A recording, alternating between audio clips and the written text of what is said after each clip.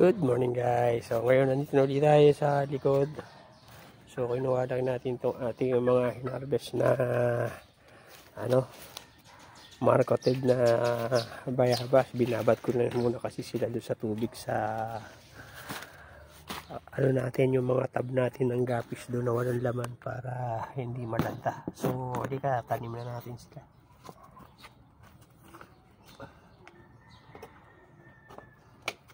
So ito nag-ready na ako ng mga mineral water na gallons. So ito lalagyan natin ng loop. Nilagyan ko na ng lupa. Dagdagan na lang natin.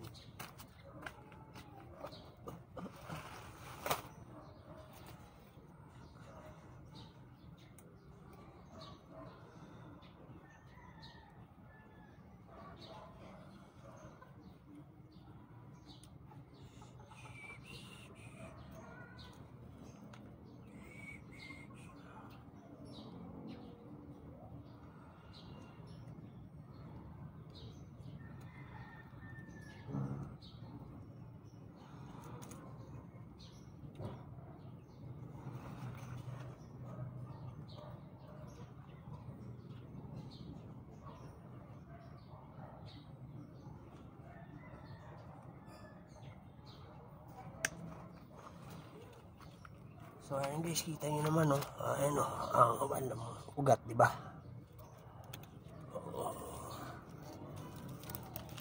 So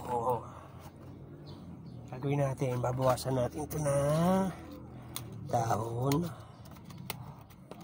para hindi masyado mabigat. Tapos lalagyan natin, tutukuran natin ito mamaya ng kawayan o ng kahoy. Yan, sa ganun ay hindi siya maglaw.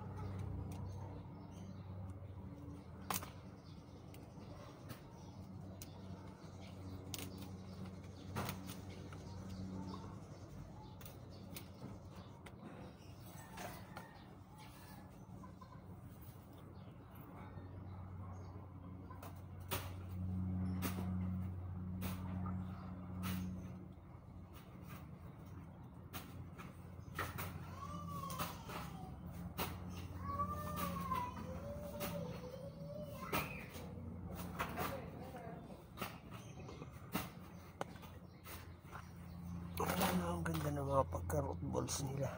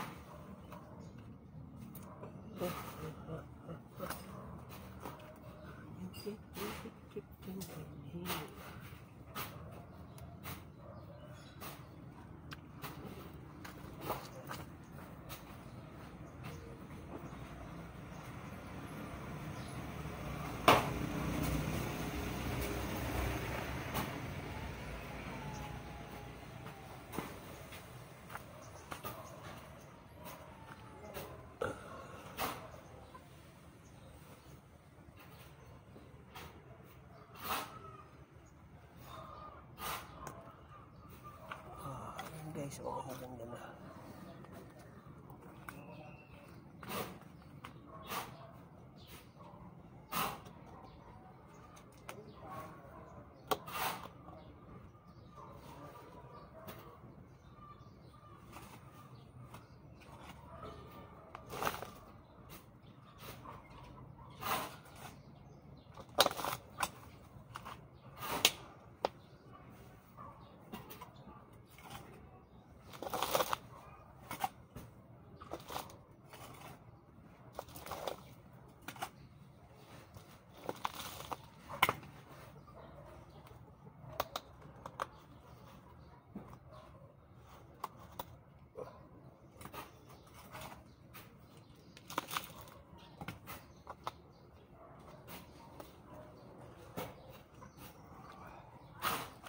So ayan guys, nalagyan na natin siya ng lupa. Bali dadagdagan ko na lang yan, tapos vibration ko muna nung kawayan para hindi siya maalog.